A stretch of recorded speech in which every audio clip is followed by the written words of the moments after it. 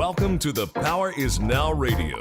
Your host and founder of the Power Is Now Incorporated, Eric Frazier. Hello, everybody, and welcome to the Power Is Now. It's Tuesday night, and it's time for the Power Is Now First-Time Homebuyer Online Seminar. We are live on Facebook.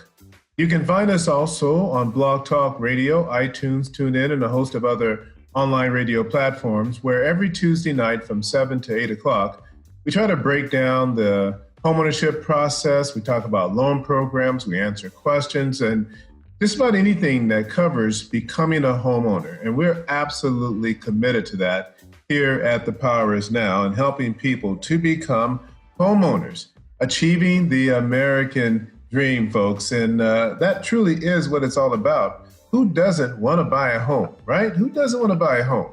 Everybody I know that doesn't own a home wants to buy a home. And every day we are striving to make that reality, that dream a reality. And we do so through providing information and resources. That's really the key to buying a home today. It's not who you know, right? It's not how much money you have, because you don't really need money in many cases to even buy a home. It's actually knowing what the rules of engagement are and what products and programs are available to you to become a first-time home buyer. And so that's our goal each and every Tuesday night, to try to break it down, share information. We're either going to talk about a loan program, we're going to talk about something that's going to help you get further down the road to home ownership. My name is Eric Frazier, and I'm the president and CEO of The Power Is Now. The Power Is Now is a media company. We began 2009, folks. We'll be celebrating 10 years. Can you believe it? In August, 10 years. We have been online.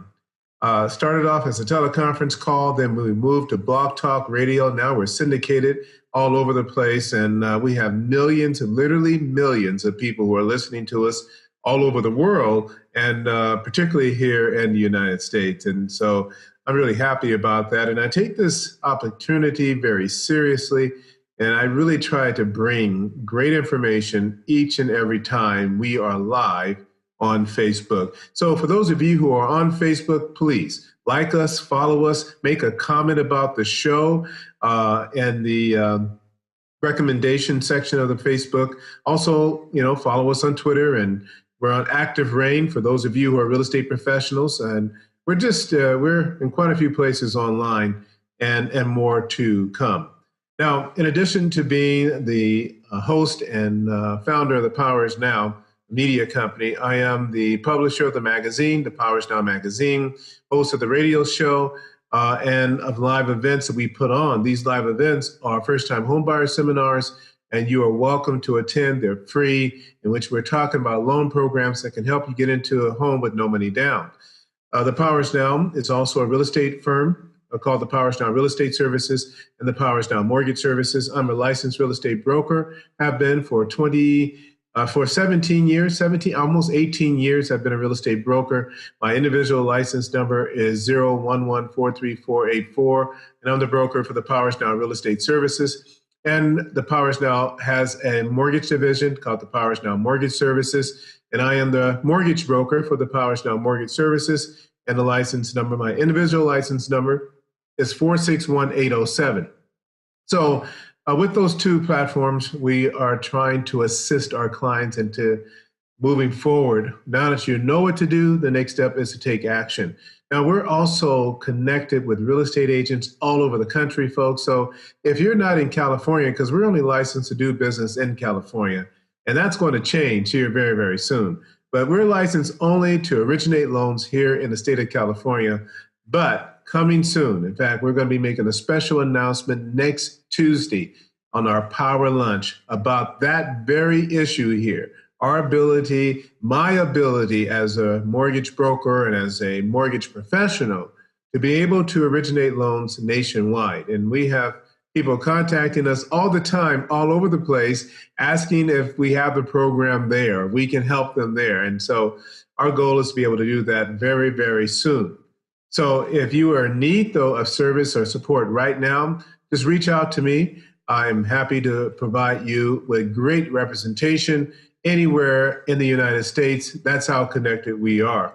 So if you are an agent, in fact, and you're looking for support, go to agentsupportnow.com. In fact, I'm going to put that into the chat room, agentsupportnow.com, agentsupportnow.com.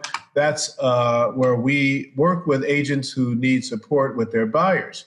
And so we talk with the client about their situation. We get them pre-approved. We find the right program for them. And then we turn them back over to the agent to help them find a home. And then we close the loan. So it's agentsupportnow.com. We have a ton of resources and programs to help anyone who is serious about buying a home do so very, very quickly. So I'm going to put that in the chat room here, agentsupportnow.com. And for those of you who are live on Facebook with us, please share the link. Share it to all your family and friends and your fellow agents out there, because tonight we're going to be talking about something very, very important, and that is the steps to homeownership. There are 8 steps to homeownership, and I'm going to get into that in just a few minutes. Right now, I'm typing in agentsupportnow.com, agentsupportnow.com for support if you're looking to work with the Power Is Now and managing your buyers and getting them educated and setting them up for the right type of financing. We support agents. We do. We are an agent-centric company.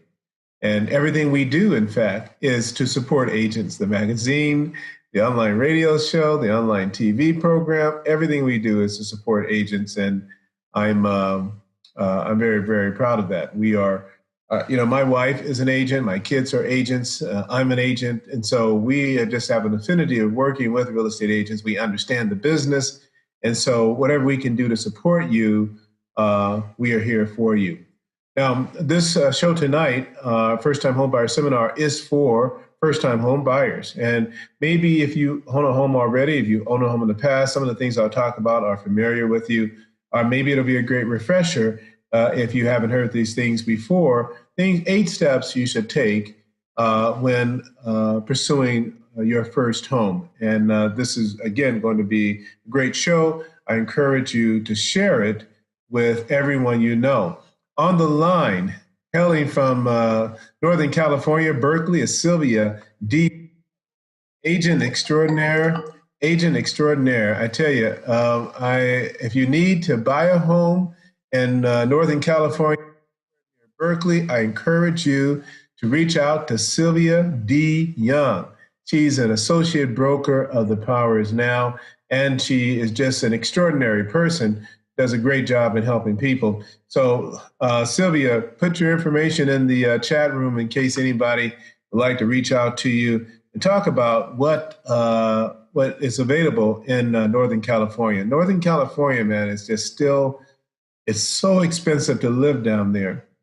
And the city of Oakland has a program. I did a show about it a couple of weeks ago. You might want to find that program. It's also on our YouTube channel. Oakland is giving away, not giving, but they're providing a loan which does not have any payments for 30 years.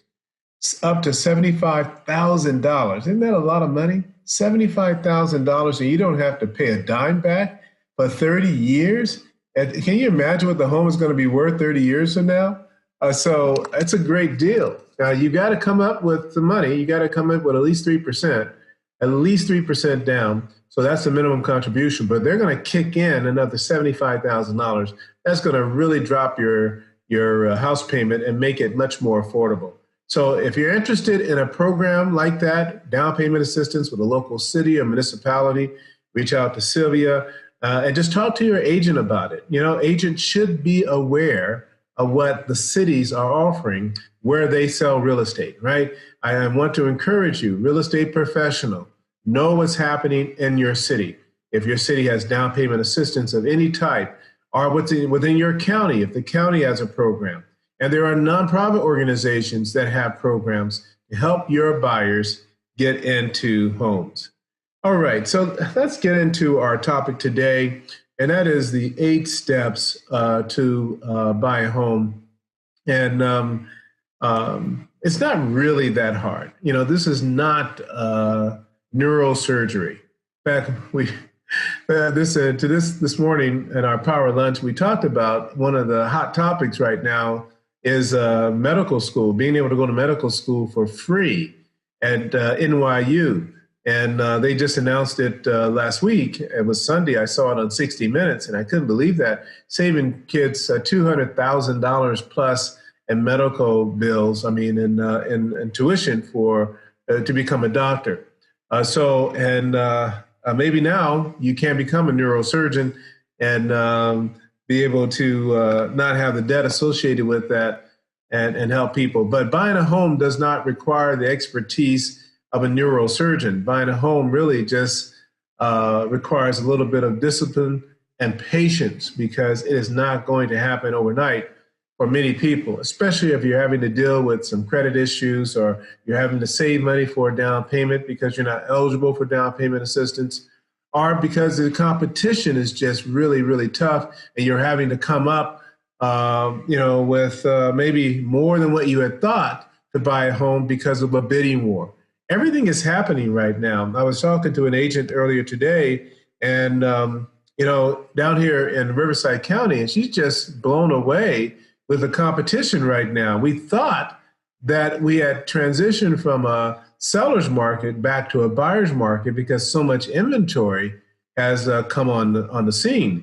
But the reality is that it just depends on the price, because if you're buying something in say the mid twos to, I would say, the high threes, or maybe even the low fours, you can expect some competition, because there are a lot of people right now who would love to buy a home that can qualify in that mid twos to low fours, high 300,000 range. And so the more people in the buyer pool, the more competition you're going to have.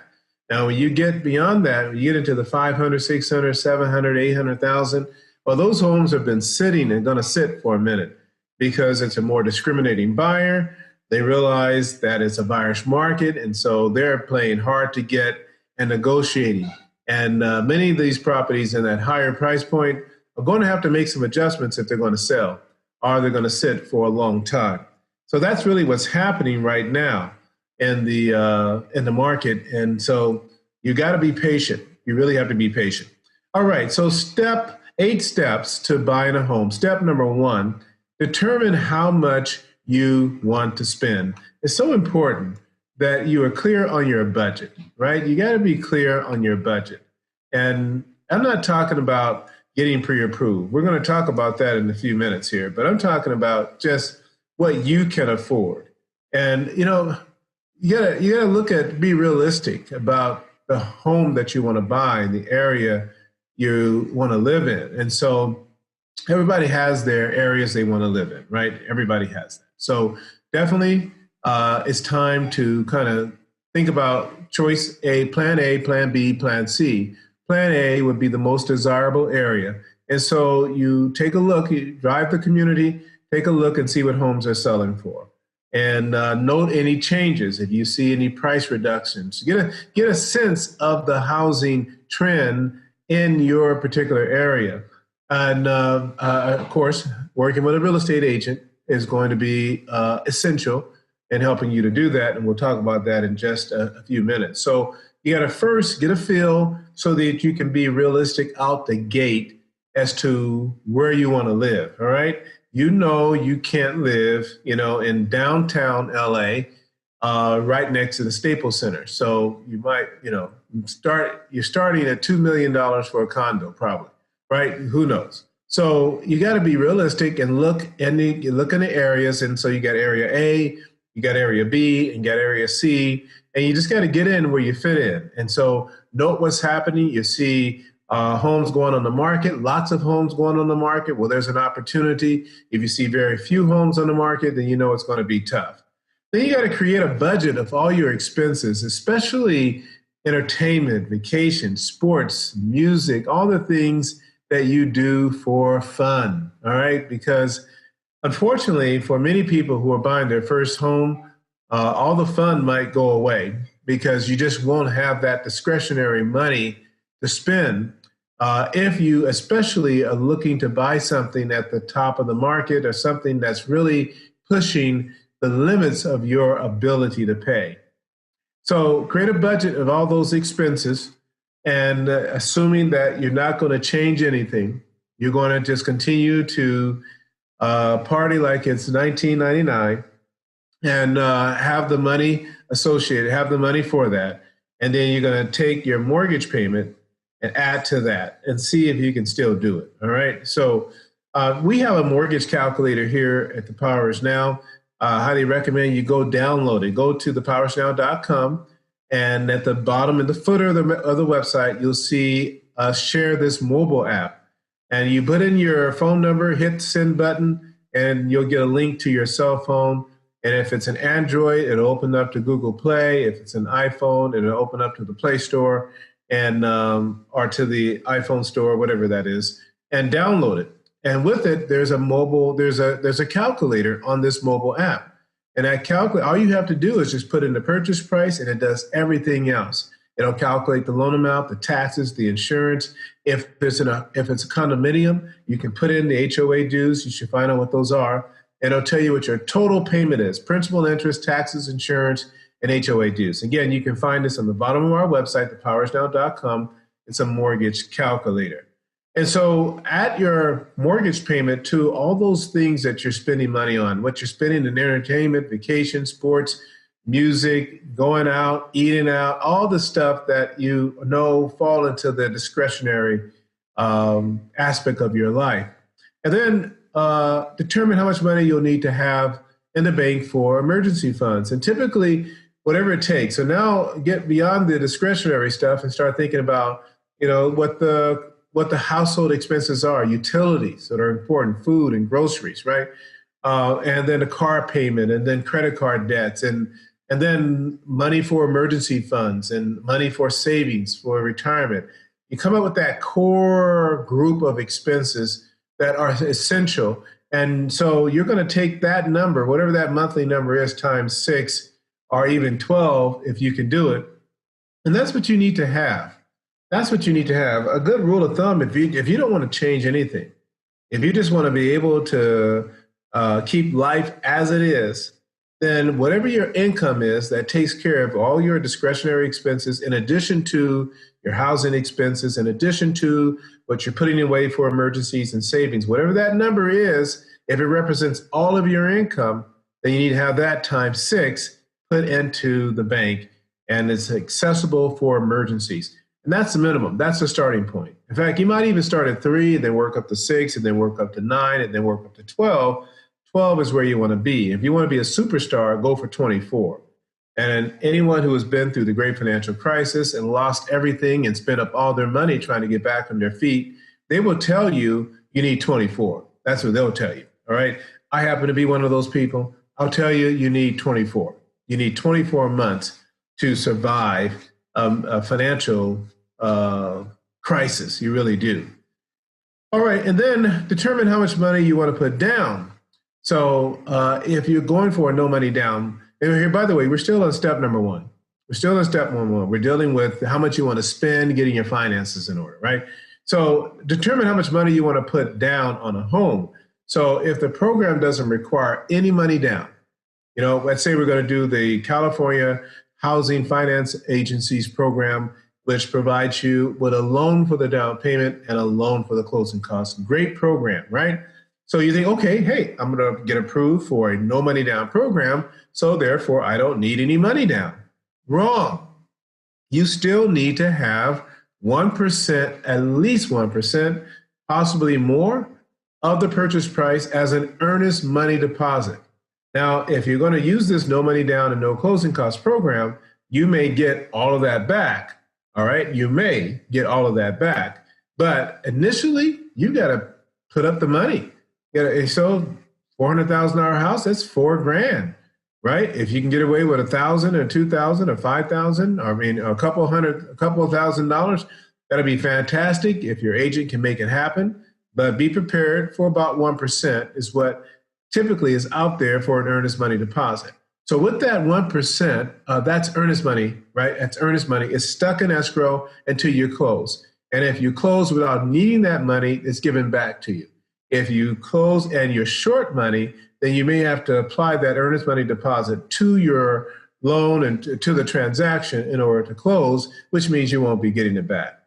In addition to that, you're going to have money to spend for inspection. So the offer gets accepted, and boom, you got money to spend for the appraisal, for home inspections, and then there may be some other expenses associated with further inspections. Maybe something comes up and you want to get a roofer out there, maybe get a roof certification, maybe there could be a number of things depending on what kind of property you're buying. So my point is that in considering how much you want to spend, you're looking at the price of the home, you're getting familiar with the neighborhood, you're noting any trends in the neighborhood. Are prices going down? Are prices going up? You're taking a look at your budget. You're looking for what you can cut in discretionary expenses. And then you're trying to look at what you need to put away because, when you're making a move from an apartment to a house, you can't call the landlord anymore. So you need to have money set aside for emergencies and money set aside in general for maintenance and things of that nature as well. So that you want to take into consideration in your budget and also what you're budgeting for savings and for emergency fund. And then ultimately how much money you need to put down. And if you don't need to put any money down, well, then you need to have money for the transactional cost associated with buying a mortgage or buying a home. All right, so that's number one, determining how much you need to spend.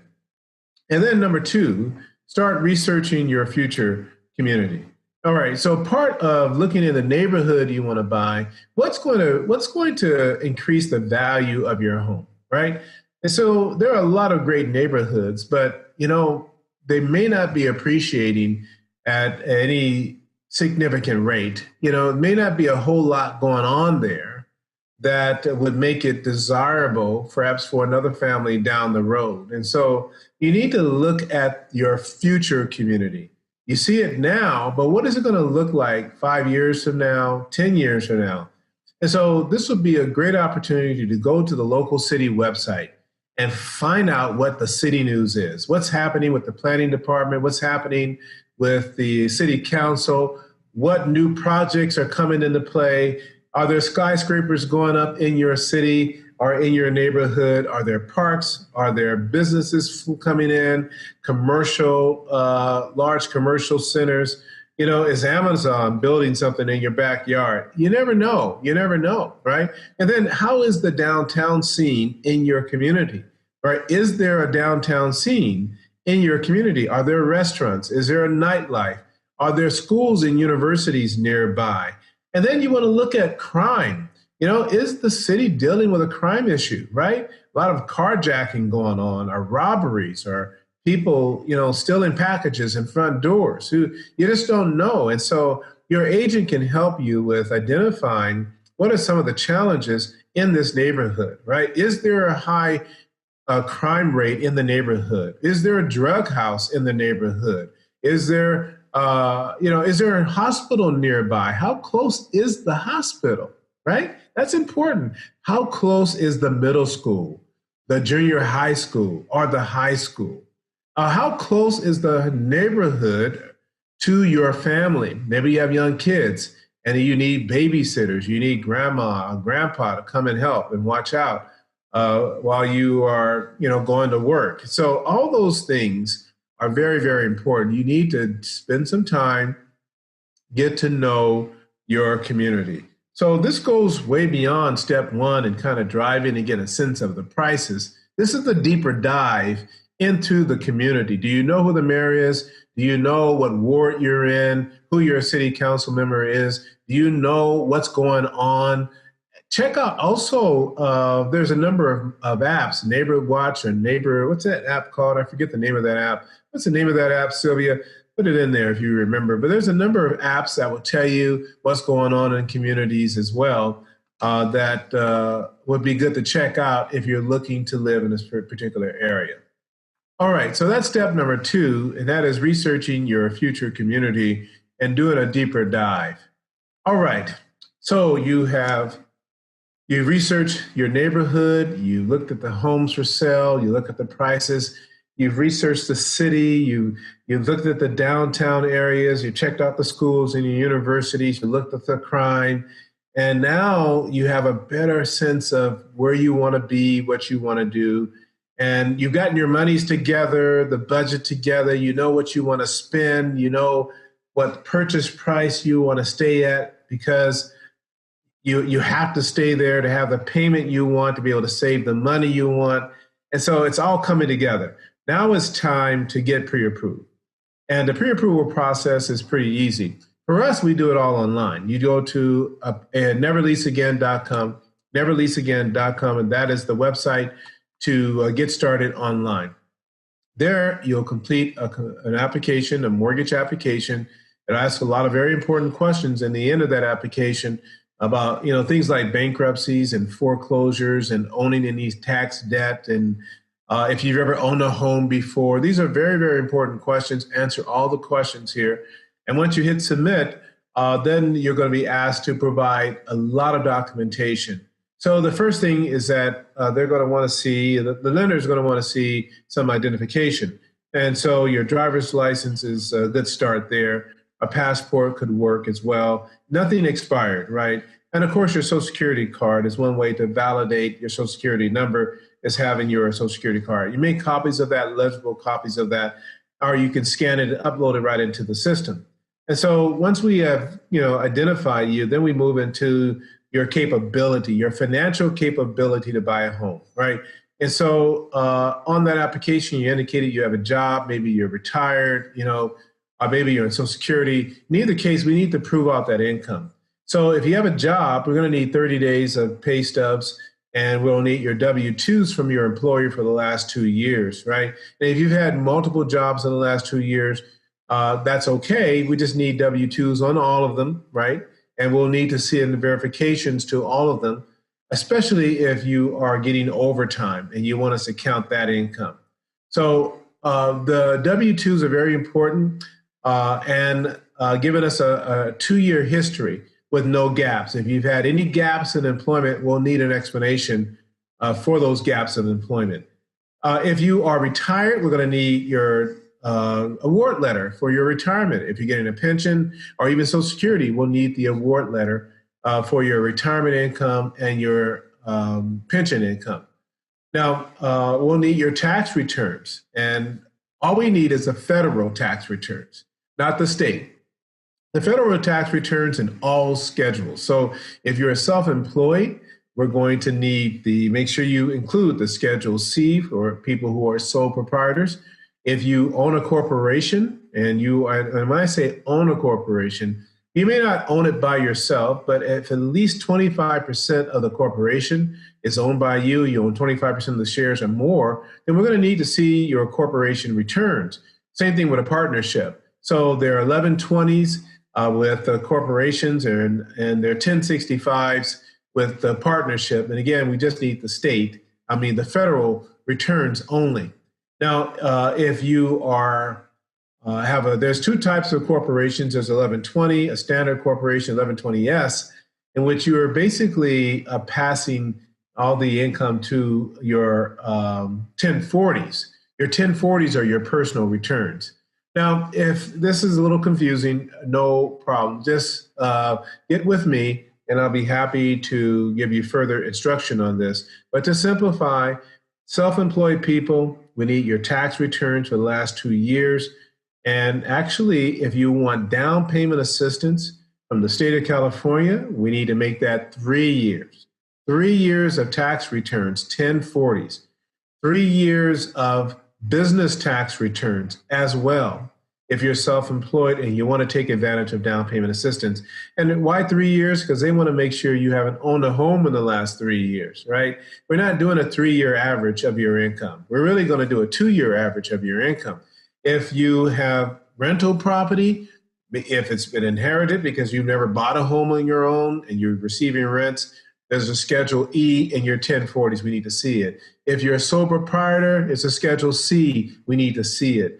If you have, if you inherited money, you got a trust or something like that, grandpa, grandma left you some money, or maybe a big bank account and you're getting income from that, then we'll need to see the Schedule B for any interest income and dividends you may be receiving from inheritance or monies you have in some type of investment. So my point is that the tax return must be complete.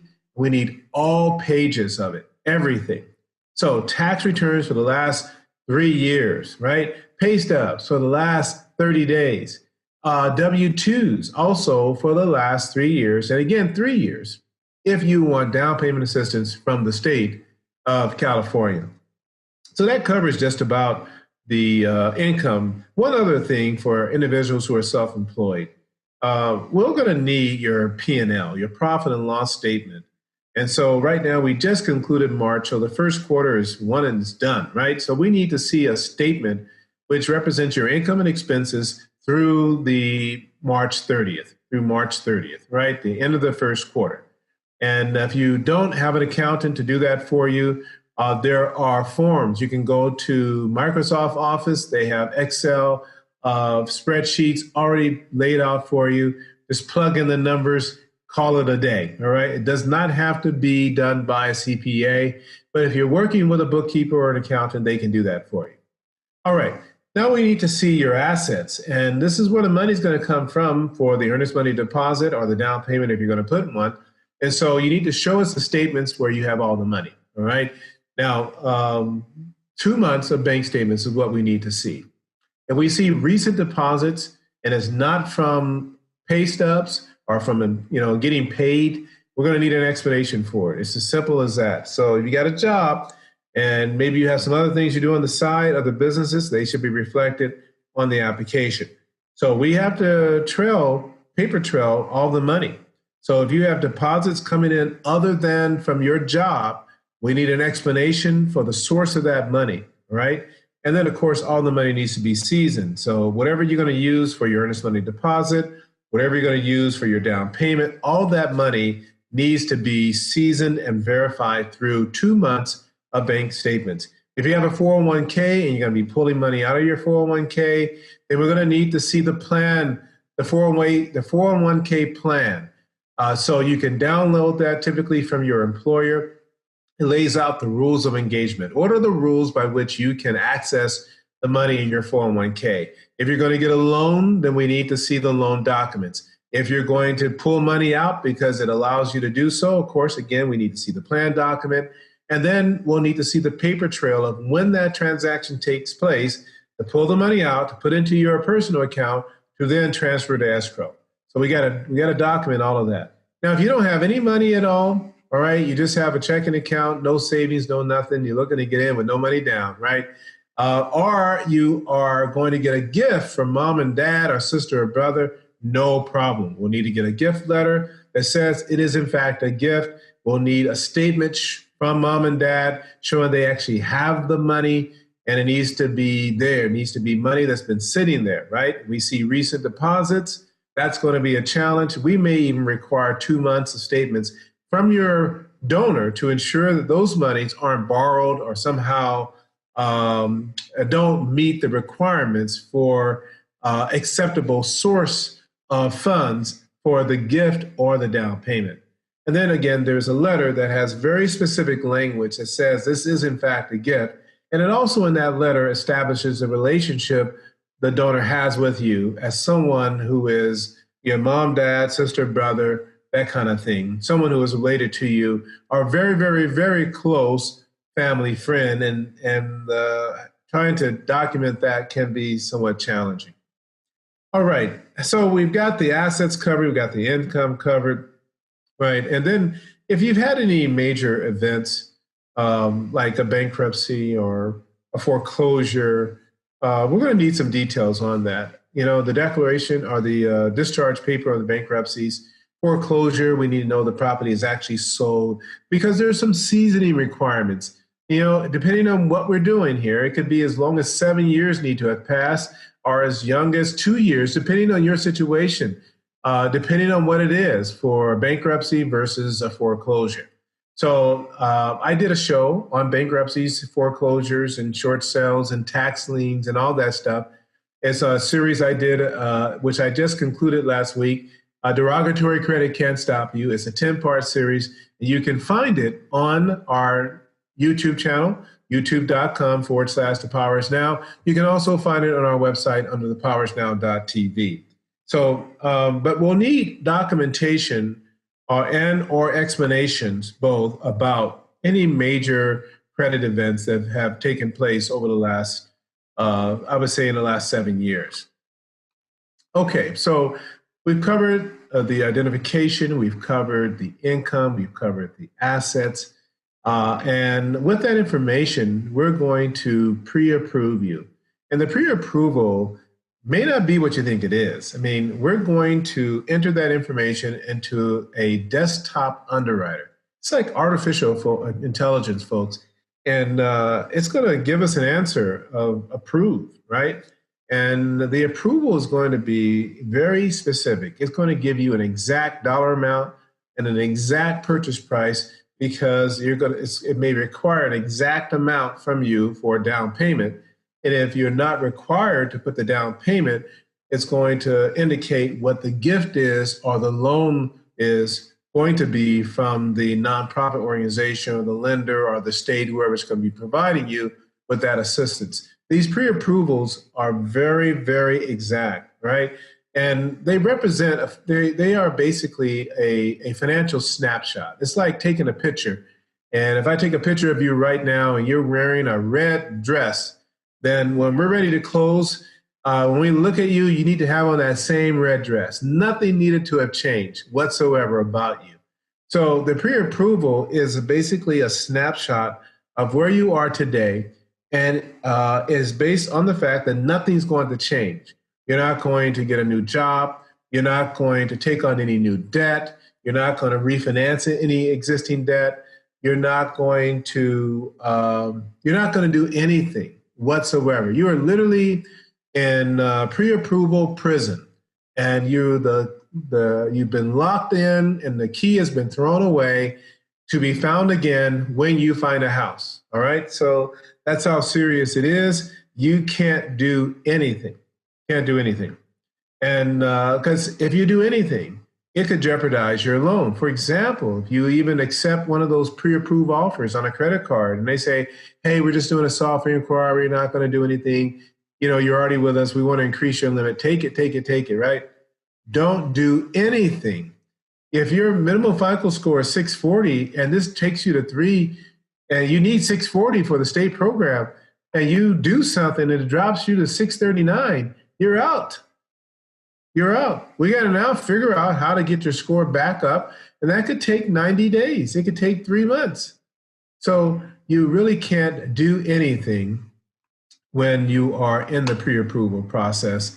And that's step number 3. Get pre-qualified and pre-approved so you know what you're working with. And no good agent is going to work with you without that pre-approval being done and having a clear understanding of what you qualify for, whether you're going to bring in the money yourself, whether it's a gift from a family member, or whether it's part of the program. All that information is in the pre-approval.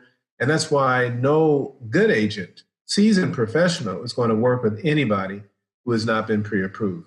Number 4, speaking of agents, find a great real estate agent. So important to do that. Especially, you want to find someone that's in the hood, if you will, right? And preferably they're referred by your lender, because loan officers are working with hundreds of real estate agents. I mean, I know that I am from Napa to Palm Springs. I know agents and in multiple states. And so loan officers do more transactions than real estate agents. And so therefore we have an opportunity to work with more agents, get to know them. And so your loan officer is going to be a great resource for you in identifying an agent. Not only are they a great resource in identifying an agent, but if you're a first-time home buyer and you need down payment assistance, that agent has to be familiar. They needed to have closed some deals with buyers who need that, because they need to understand how to structure the transactions. Some programs don't give you all the money. They just give you the down payment. And now, because you don't have the money for the closing costs, You need the seller to come up with the closing costs. And so you need an agent that understands that can structure the transaction in a way where the seller is willing to help you with closing costs. And not all sellers are willing to do that, right? They're not. Sellers want the most they can get. And if you're willing to pay more, they want that for themselves. They don't want to give it to you, right? That's just the truth of the matter, especially in the seller's market. Now, right now, we're in a buyer's market. And so that may not be the case. But again, when you're looking at buyers, when you're looking at a certain price point, it doesn't matter. It seems like there's a certain price point where there's just going to be a lot of competition and demand for the property, irrespective if we're in a buyer's market or a seller's market. You know, the truth of the matter, those are just labels to kind of, it's our feeble attempt to try to describe what's going on in the whole. But in every market, whether it be a buyer's market or seller's market, there are price points that are going to be competitive no matter what. And there are going to be multiple offers and bidding wars no matter what kind of market it is. And unfortunately, for first-time home buyers, you represent that market. There are 1,000 more people that can qualify for $250, $300, $350, $400, $450, maybe even $500 a house than there are people who can qualify for $700, $800, $1 million, $1.5 million, $2 million. When you get into the 5 and the 10 million, that's a very small group of high net worth individuals. It takes a long time to sell those properties. So you want to find an agent that is familiar working with down payment assistance, that knows your area, that lives and works in the community. They have a great reputation online. They have a great reputation in the community. You can get to know them, like get to know me online. You know, I have so much stuff online. I've lost count. Hundreds of videos, thousands of radio shows, right? And that's what you're looking for. You're looking for someone that has demonstrated in a significant way their expertise, their knowledge, and a great way to find that out is online. And so there's a saying now, and I heard it 10 years ago, and it can be truer today, that is, if you're not online, you're really not in business. And it doesn't apply just to real estate. It applies to all business now. Everything is online. And so you're looking for an agent who has a strong presence online, and they're good listeners. They know what you want. And they have great resources. They have a great lender to work with, like myself, a CPA, a handyman, a plumber, electricians, home inspectors. They're not going to recommend one particular person, but they've done the research for you because they're in their market, and they have a list of all the great plumbers, all the great handymen, all the great electricians, all the great painters. You pick them, right? Because an agent's not going to take on that responsibility of saying, hey, this is the guy you ought to use. So you know why, right? Because when that guy comes out there, he is only as good as his last paint job. That's the truth, right? And he may have done a fantastic bang-up job on the agent's house or someone else's house, but he does a terrible job on yours. And guess who you're going to blame? You're going to blame your agent. You told me to use that guy. And the agent's going to say, no, I did not. I gave you a list of guys to use, and you picked him. And so let's see what we can do now to fix the problem. So often, you know, people want to point fingers and blame others for their own problems. And you know what they say, when you point one finger at someone else, 3 fingers are pointing right back at you, right? Because you ultimately are the reason why you're in the situation you're in, regardless of what it is. You can only point to yourself ultimately. So a great agent is going to assist you in negotiations. They're going to share with you their knowledge of neighborhoods and what's going on with the city. Great agents attend city council meetings. They stay on track what's happening with the local news. They know what's happening with police and fire. They know their community. They're an expert in their community. And you know how you know? You know intuitively, like in 5 minutes on the phone with them or face-to-face. And you know, again, by just doing a little bit of homework, going online and checking them out. So find a great agent. And I tell you, if you are looking for a recommendation, because that's always best, I know what you need. Hey, I'm laying out exactly what you need. So if you don't have the time to check it out, to check them out and vet them, then rely on someone who does, right? And who has taken the time and who has worked with these real estate professionals and can attest to their ability to get the job done in the community in which you want to buy. And so recommendations are always great. I mean, come on. We use recommendations all the time. I ask people all the time, I'm hungry. I want some great Mexican food. Can you make a recommendation? Of course they do. I'm hey, I'm interested in French food tonight. I can make a recommendation for some great French food right here in Riverside, folks. Incredible French food. My wife and I love it. We go there all the time. If you want a great steak, right? Mastro's in Newport Coast, the best steak in the world. That's my recommendation. I could be wrong. You may have some other places, but recommendations are always very, very helpful in determining, who you want to work with and referrals. All right, number five, follow your agent's advice and write offers. All right, you've taken this time. We're on step 5 here. We've done a lot of work so far, haven't we so far? We're on step 5. You're pre-approved now, and you've done all the research. You've found an agent.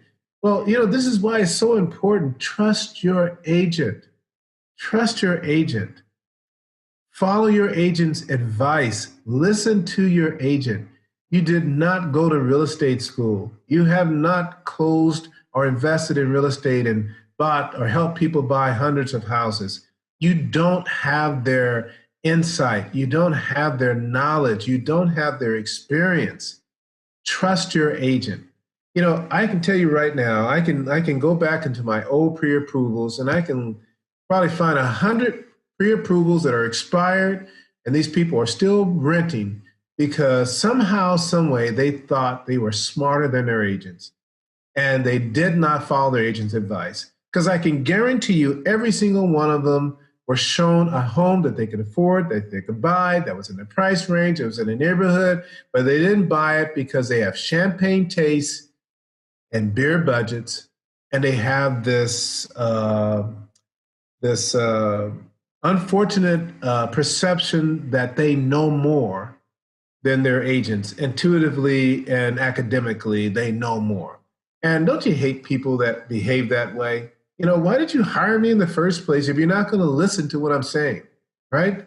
That's what you want to say to that buyer, but you don't say it because you're afraid of offending the buyer and losing the buyer. So for all the buyers out there who are working with agents right now, I'm saying it for these agents who don't have the guts to tell you to your face, pay attention, listen to your agent, trust your agent. If you can't trust your agent, then find somebody you can. Because not trusting your agent, not following their advice is a reason why you're not in a home right now.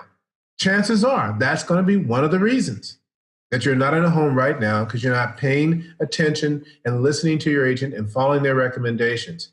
Instead of the agent recommending the offer to make on the property, you're telling the agent you want to make a lesser offer. And based on what? You've gone onto RPR or to the MLS and you've done the analysis and the research, and you've come up with this number that makes sense to you somehow, and based on your vast experience and education? Probably not. It's a good idea, again, to listen to your agent. So follow your agent's advice. That's step number 5. Do not waste your agent's time. They are not paid by the hour. I don't know of any real estate agent paid by the hour. Maybe, I take that back. Maybe the agents for Purple Bricks, maybe they're paid by the hour. I don't know, because they hardly charge anything to sell the property. And, you pay for what you get. But most agents, professional agents, aren't paid by the hour. They're paid by the result. And the result is to get an offer accepted if you're a buyer, or to get the house closed if you're a seller. Don't waste your agent's time when making lowball offers that are not going to go anywhere, or listing your house way above what everything else is selling in the neighborhood. That just makes no sense. Make offers that are going to make sense to the seller, and your agent will know that, and are competitive, and that will result in your offer being accepted. Do your homework before you go out, and view qualified properties only. Don't view properties that you don't qualify for that are higher than what your pre-approval is for. Drive the neighborhood and make sure that the block is maintained. Observe the traffic in the street, the speed bumps, the stop signs. Drive the neighborhood at night. Always drive the neighborhood at night. These are some of the things you should do just before the offer is made. So you've sat with your agent and you've decided upon a price, and now you're ready to make an offer. But just before you do that, if you haven't done this already, you got to drive the neighborhood at night. You just never know what's going on at night in your neighborhood. Observe the traffic early in the morning. If you got to get up early, be on the road, be at work by 8, well, can you even get out of your neighborhood at that time in the morning? So you got to go check that out. You got to check that stuff out, folks. It's very, very important. Follow your agent's advice and do some additional work. Now, here's some bonus material. We're still on number 5. Consider buying a 4-unit property, right? You can live in 1 unit and rent out the other 3, and therefore go from, being a renter to being a landlord. Go from paying rent to not getting paid rent and not having a mortgage payment to pay because someone else is paying your mortgage, all right? You only have to stay there for a year minimum before you just get tired of doing that. Maybe you've been renting an apartment all your life and you don't want another apartment. Or the difference is this one you own, all right? So that's a little bonus step here in step number 5. Consider buying a 4-unit property. If you want more details on this, I did a full-on presentation on our marketing session about 2 weeks ago on buying 4-unit properties. And I tell you, there's a ton of additional tax advantages. It's really the way to go. And if you didn't know that you could buy an investment property as a first-time home buyer, now you know, right? You can't get down payment assistance, but you can get in with as little as 3% down conventional and 3.5% down FHA. You have to occupy the property, right? And most likely you should be a first-time home buyer, unless you already own a 4-unit property and you want to run that play again. Well, that's not a problem. But if you own a home already and you want to move out of a house into a 4-unit property, and it just so happens to be in the same neighborhood, it's probably not going to happen. A lender's going to think you're just leveraging low down payment programs to buy an investment property, and they probably would be right. So you want to look at maybe some other strategies. And if you're interested in doing that, you should give me a call. Here's another bonus. Consider buying, we're still in step number 5 now, consider buying a much smaller and inexpensive single-family home than you can afford. So you have a pre-approval for, say, $400,000. Consider buying something for $250,000 or $300,000 if it's available. I know if you're living in Oakland, you're not going to find anything like that, all right? I already know. So, but if you're living in Oakland, you've been pre-approved for probably $700,000 or $800,000, still consider buying something for significantly less. You want to live, you want your house to exist for you. You don't want to exist for your house, meaning that all that you do all day long is to, for 30 days in a month, 40 hours a week or more, also that you can scratch up enough money to make the house payment and do nothing else. All right, that's it. You made the house payment, you wipe the sweat from your forehead, you hop in the bed, get up in the morning and go back to work. And that's what you're living for. You're living for your house instead of your house living for you. So it's a good idea to think about not buying the Taj Mahal or that dream house. Let it be your first house, your starter home. Get in just to get in. It doesn't matter what the price point is. Let me tell you something. A year from now, it's going to be worth more. It's going to be worth more. I don't care what it is. It could be a manufactured house, right? Which is going to sell for maybe, at least 30 to 50% less than a single family home, wood frame construction built on site, because manufactured homes are built in factories and moved to the site, right? So you may be able to save 50% on the price of a home buying a manufactured home. Yes, I know you don't want that, but hey, or you may be able to save a lot of money buying a condominium. I realize that that is not tier 1, right? Tier 1 is single family home, 3 bedrooms, 2 baths. Got that.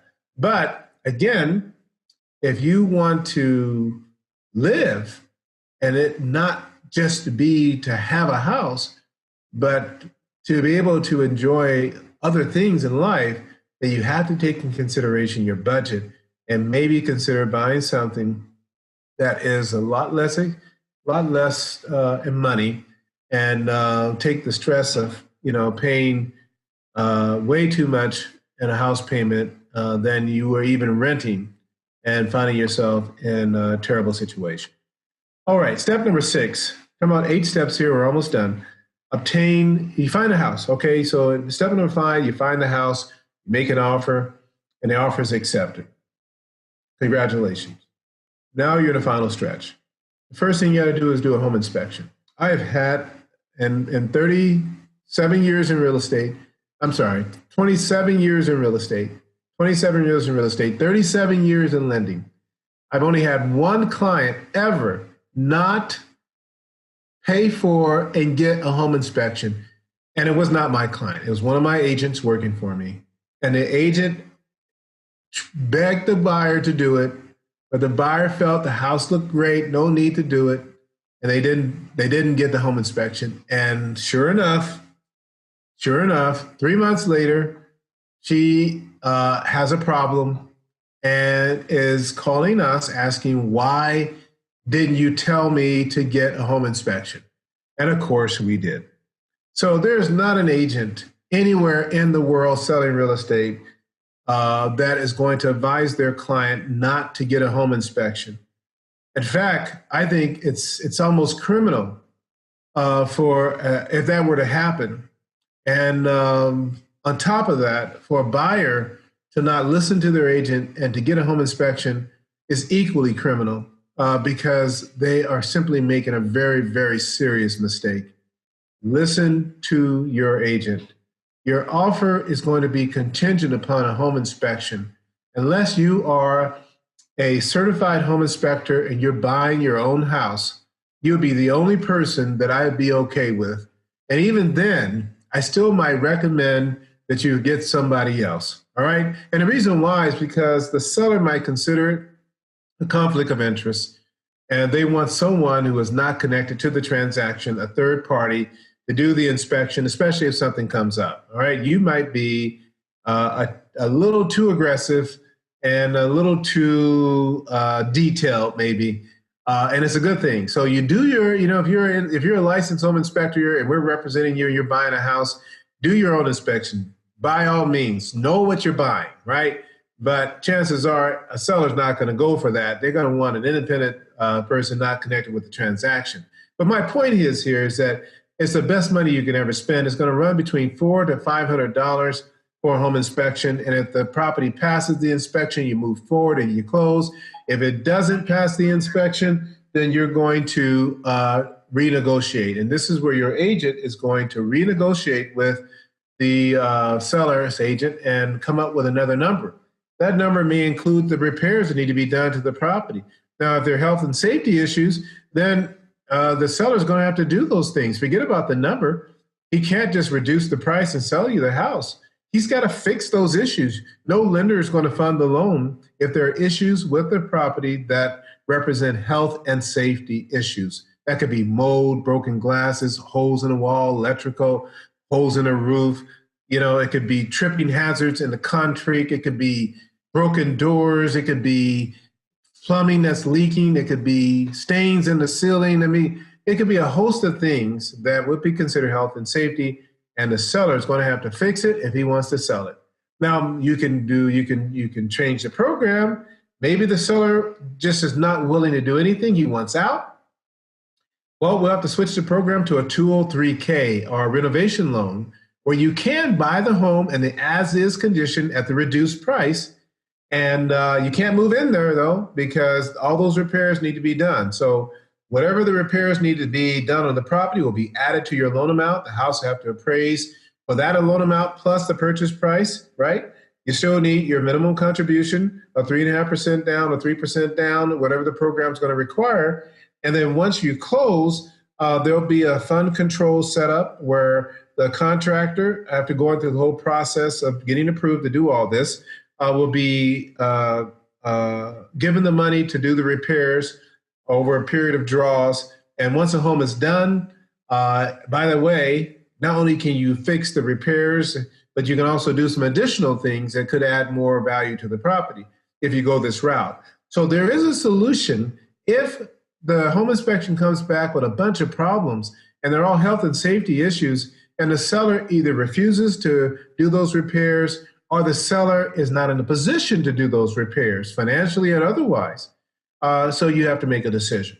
And either way, a great agent is going to handle it for you and keep it moving. Number 7, in addition to the inspection, there's going to be an appraisal done on the property. And by the way, at this point here, you have an accepted offer. The loan has been submitted into underwriting. And so now you're going to get an actual final approval with conditions. And those conditions are going to include the contingency on the appraisal.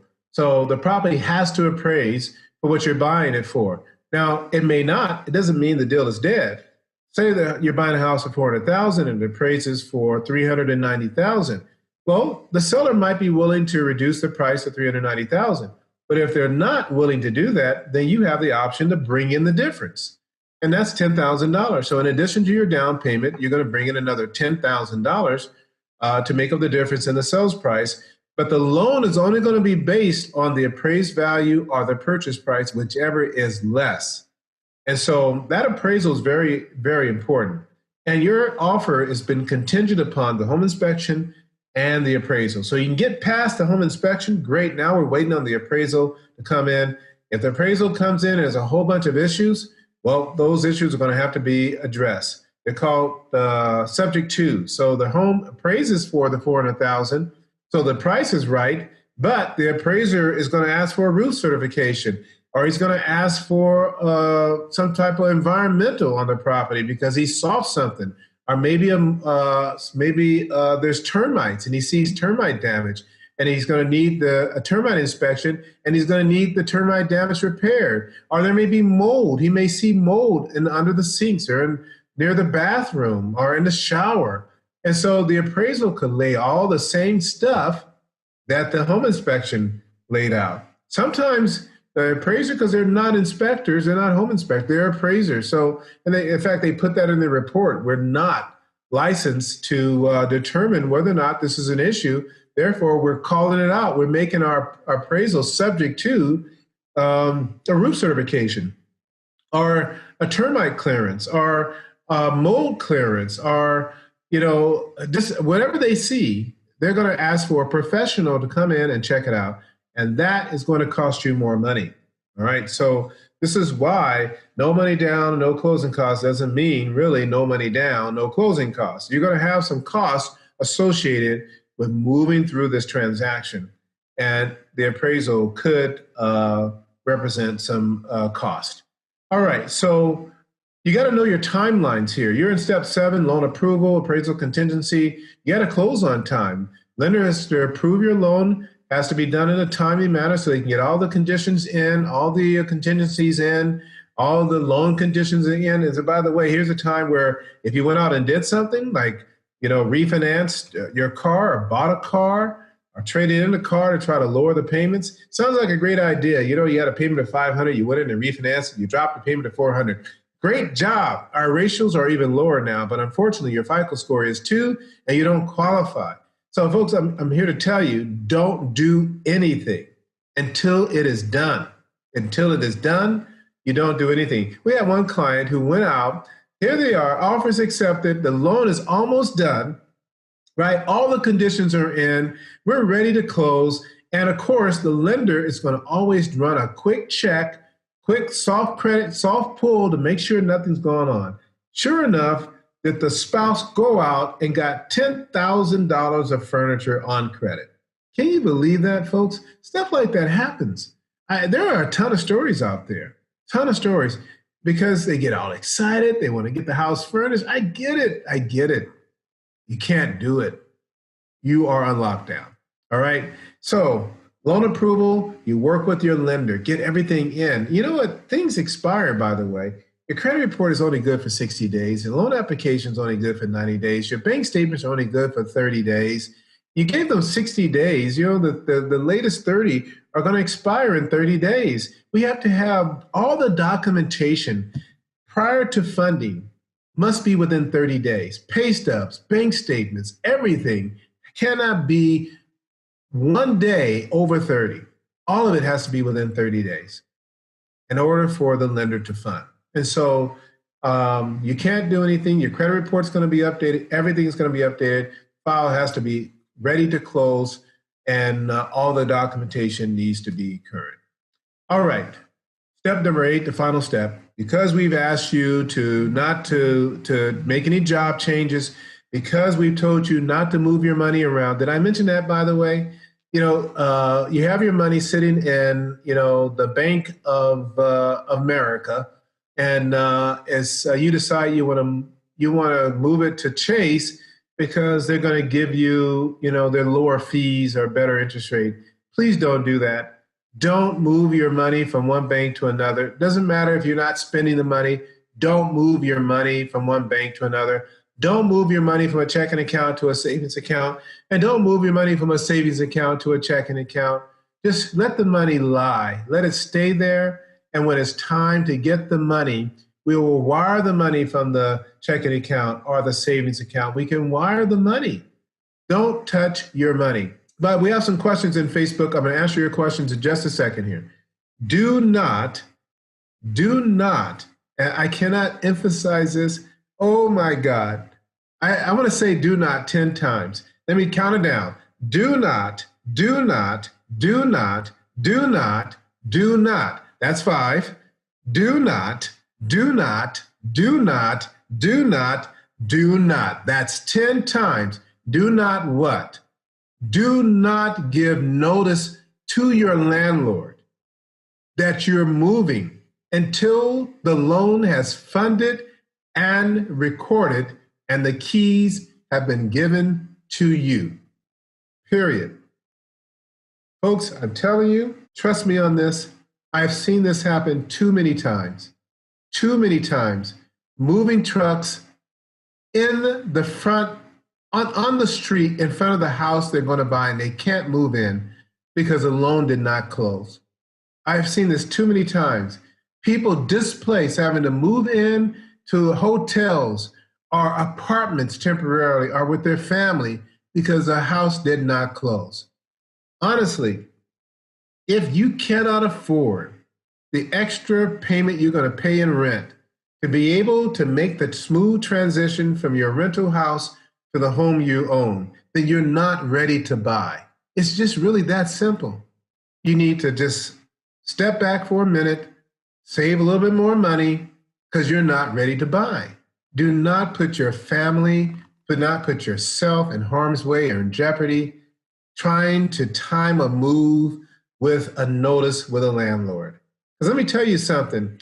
We're in a market right now where the vacancy rate is so low. As soon as you give notice, that landlord already has rented out that property. People ask me all the time, Eric, should my lease doesn't expire for, another year or another 6 months. Do I have to wait? No, you do not have to wait. Trust me. If you've been in that property more than 6 months, if you've been living there more than 6 months, the rent has already gone up on that place. Let me tell you something. Any landlord worth their weight in gold, which they all are, right, has tenants as a waiting list, especially if you're in a nice area and you've maintained the property and it's a nice community. There's a waiting list. And here's the opportunity. By you letting them know, hey, I want to buy a house, they're going to, of course, tell you, well, you're on a lease, you can't move, and if we can't rent it out, you're going to have to pay. They're going to give you the standard line they give everybody, but it never happens. I don't think I've had one buyer ever move before their lease was up. I don't think it's ever happened. I think the leases have had more time on the lease, but they were able to make the move and the landlord was able to rent it out right away, and they rented it out for more money. I'll never forget this one client who did this, and she's in California, and she was spending almost $2,800 a month on a condominium in Oakland, and she works for a high-tech company. When she moved out, 3 months later, they had rented out that same apartment for $3,500 a month. That's what was going on. This is a few years ago. And so, folks, don't get scared. Don't be scared. Don't be scared. All right. You have an opportunity to buy exists, move on it. But here's the thing. You want to close on the house you're in first. You want to have the keys in your possession. Then you want to have a conversation with the landlord. Don't do it prematurely. You may think you're lucky, right? You've been lucky in all things, right? Got a great wife, got a great job, you play lotto, you win $5 every time, you're just a lucky person. Well, this is one area where your luck may run out, and I highly recommend that you do not give notice to your landlord until the keys are in your hand. Folks, that concludes 8 steps to buying a home. And I certainly hope that I'm making sense here tonight. And if I am, please let me know. I want to encourage those of you who watch me every week, will you go and make a comment, a recommendation on our Facebook page here about the information you're receiving? I would really appreciate it. We want to grow our audience. We want everybody to hear this information. It's free. They can listen in the comfort of their home on Facebook Live and on iTunes and Blog Talk Radio and a host of other places. So I have a question here. This is from Julian. And Julian, we got to get you into a house, man. You're making great money. You got it going on. Your credit's great. Why don't you own a home already, man? We got to make this happen. And so he says here, I would like that. Let's see here. Wait a minute here. That was a previous conversation. That's not a question from Julius. My bad, Julius. If you're listening, man, we got to still get you into a house, right? We got to get you into a house because you got it going on, young man. And I love to see my young brothers doing well, good jobs, education, making money, but they're renting. What's up with that? Why are you renting? When you have the credit and you have the income and the debt ratio, be able to buy a home with no money down so you can keep stacking the cash and build your emergency fund and no closing costs through the state of California. So I don't know what it is, but we're doing our part here at The Power Is Now, trying to encourage as many people as we can to buy a home. Well, let's see here. I wanted to make a couple announcements before we close out. And that is on this coming Thursday, we'll be doing our final marketing session for the week, not for the week, really probably for the month, a final marketing session. We'll be bringing the marketing session back, but last week we talked about, actually we were supposed to talk about business opportunities. So tune in. We're going to talk about business opportunities in commercial real estate and single family homes. It's just going to be, we're going to talk about a whole bunch of different types of properties on our marketing session. And that's Thursdays from 12:30 to 1:30 right here on Facebook Live. If you're a real estate professional, you'd like to join us and talk about some real estate you have for sale, please do so. We would love to have you on. On tomorrow night, we have our first time home buyer orientation. It is by invitation only. If you'd like to join the orientation where you can get all your questions asked, please do so. Those who go to neverleaseagain.com are able to get the invitation right away and spend some one-on-one time. Well, it won't be one-on-one. It's a group session for our first-time home buyer orientation every Wednesday night from 6:30 to 7 o'clock. All right. I believe that covers it. I believe that covers everything. Please check out the show earlier today on the Power Lunch. And go to our YouTube channel, youtube.com/The Power Is Now. Subscribe to our channel, watch our shows. A lot of great information there that can help you in your quest to buy a home. All right, I believe that just about covers it all. We have no questions.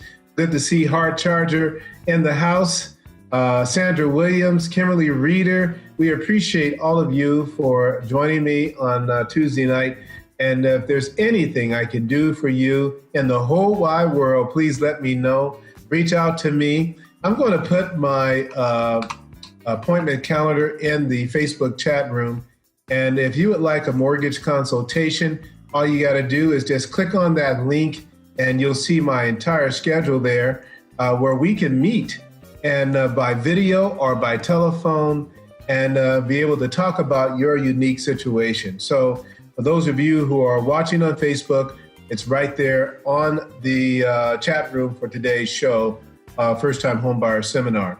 Also, too, if you would like for me to come out to your church or to your real estate office and to present some information about loan programs that require no money down and no closing costs, please reach out to me. I'd be happy to come at my own expense, talk to your agents or to talk to your church members about the options that are available out there to buy a home.